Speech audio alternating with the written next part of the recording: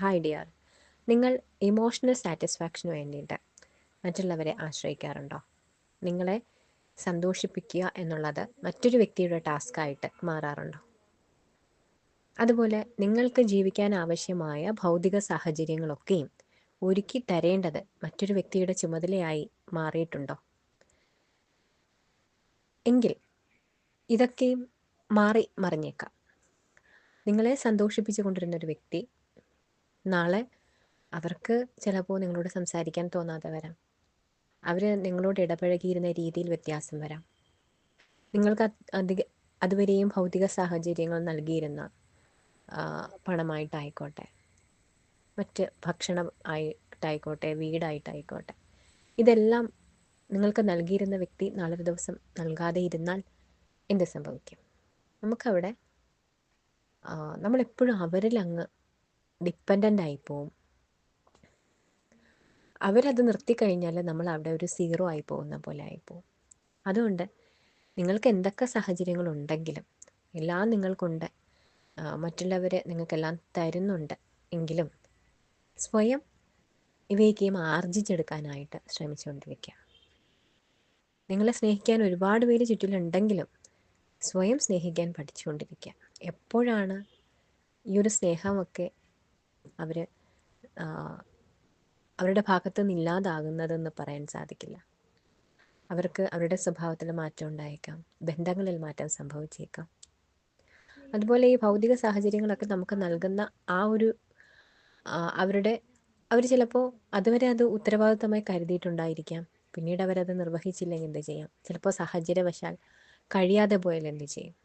അതൊക്കെ കൊണ്ടും നിങ്ങൾ സ്വയം നിങ്ങൾക്ക് ആവശ്യമുള്ളതെല്ലാം നേടിയെടുക്കാനായിട്ട് ശ്രമിക്കുക. എന്താണ് നിങ്ങൾക്കില്ലാത്തത് എന്ന് ചിന്തിച്ചുകൊണ്ടിരിക്കുക. അവയൊക്കെ നേടിയെടുക്കാനായിട്ട് ചിന്തിക്കുക, അതിനുവേണ്ടി പരിശ്രമിക്കുക, അതിലേക്ക് എത്തുക. അവിടെയാണ് നിങ്ങൾക്കൊരു ഗ്രോത്ത് ഉണ്ടാകുന്നത്.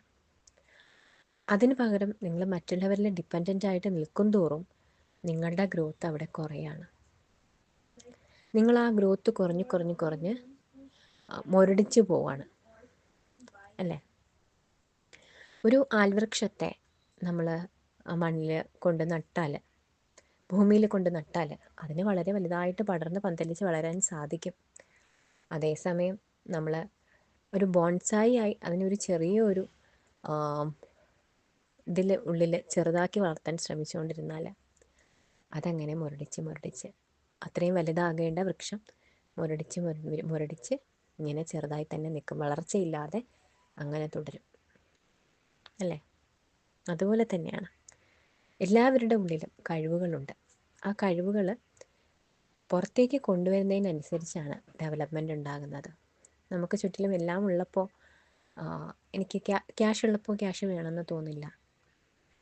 നമുക്കെല്ലാ സാഹചര്യങ്ങളുള്ളപ്പോൾ വേണമെന്ന് തോന്നില്ല. ചിലപ്പോൾ ഒരു സാഹചര്യവുമില്ലാതെ വളരെയധികം ബുദ്ധിമുട്ടി മുന്നോട്ട് പോകുന്ന വ്യക്തികളും ഉണ്ടാകും. അവരവിടെ ഗ്രോ ചെയ്യും. അവരാ ഇല്ലായ്മയിൽ നിന്ന് പഠിച്ച് അവർ മുന്നോട്ട് ജീവിക്കാൻ പഠിക്കും. അവരൊക്കെയാണ് ജീവിക്കാൻ പഠിക്കുന്നത്. അവർ കുഞ്ഞുനാൾ മുതൽ അങ്ങനെ വളർന്നവരൊക്കെ ആണെങ്കിൽ അവരൊരു നല്ലൊരു ഏജൊക്കെ എത്തുമ്പോൾ ഒരു 30 ആകുമ്പോഴേക്കും തന്നെ അവരൊന്ന് ജീവിതത്തെക്കുറിച്ചൊക്കെ ഒന്ന് പഠിച്ച് അവരൊന്ന് സെറ്റിലായിട്ടുണ്ടാവും. അപ്പോൾ പ്രായം ഇതിലൊരു മാറ്റർ അല്ല. എന്നാലും നമ്മുടെ ജീവിത സാഹചര്യങ്ങളാണ് നമ്മളെ ഓരോന്നും പഠിപ്പിക്കുന്നത്. നിങ്ങൾക്ക് നല്ല അന്തരീക്ഷമുണ്ട് എന്ന് കരുതി നിങ്ങളൊരിടത്തേക്ക് ഇരുന്ന് പോയി കഴിഞ്ഞാൽ, നിങ്ങളിലുള്ള കഴിവുകളെ ഡെവലപ്പ് ചെയ്ത് കൊണ്ടുവരാതെ ഇരുന്ന് പോയി കഴിഞ്ഞാൽ അവിടെ നിങ്ങളെന്നുള്ള വ്യക്തിയാണ് മുരടിച്ച് പോയിക്കൊണ്ടിരിക്കുന്നത്. നിങ്ങളിലെ കഴിവുകളാണ് മുരടിച്ച് പോയിക്കൊണ്ടിരിക്കുന്നത്. നാളെ ഇതൊക്കെയും ഒന്ന് വ്യക്തിത്വം പോളിഷ് ചെയ്ത് കൊണ്ടുവരണം, എന്നിലെ കഴിവുകളെ ഒന്ന് പോളിഷ് ചെയ്ത് മുന്നോട്ട് കൊണ്ടുവരണം എന്നൊക്കെ വിചാരിക്കുമ്പോൾ ചിലപ്പോൾ ഏജ് ഓവറായി പോയിട്ടുണ്ടാവാം. സാഹചര്യങ്ങൾ നമുക്ക് അനുകൂലമായിരിക്കണം എന്നില്ല.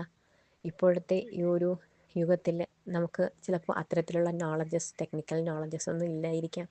ഏജ് ഒരു ഫാക്ടറാണ് ഒരു ജോബൊക്കെ കിട്ടാനായിട്ട്. അപ്പോൾ ഇനിയും വൈകിയിട്ടില്ല. നമ്മുടെ ഉള്ള സാഹചര്യങ്ങൾ വെച്ച് നമുക്ക് എന്താണ് ചെയ്യാൻ സാധിക്കുക? ഞാൻ മുന്നേ ശ്രമിച്ചിരുന്നെങ്കിൽ എനിക്ക് അങ്ങനെ ചെയ്യാമായിരുന്നു എന്ന് വിചാരിച്ചിട്ട് കാര്യമില്ല. അതുകൊണ്ട് ഇപ്പോഴുള്ള നിലവിലെ സാഹചര്യത്തിൽ എന്താണ് ചെയ്യാൻ സാധിക്കുക അത് ചെയ്ത് മുന്നോട്ട് വരികയാണ് വേണ്ടത്. ഇനിയെങ്കിലും സ്വയം തിരിച്ചറിഞ്ഞ് സ്വയം വളർത്തിക്കൊണ്ടുവരികയാണ് വേണ്ടത്. അപ്പോൾ best wishes dear. Thank you so much for hearing me.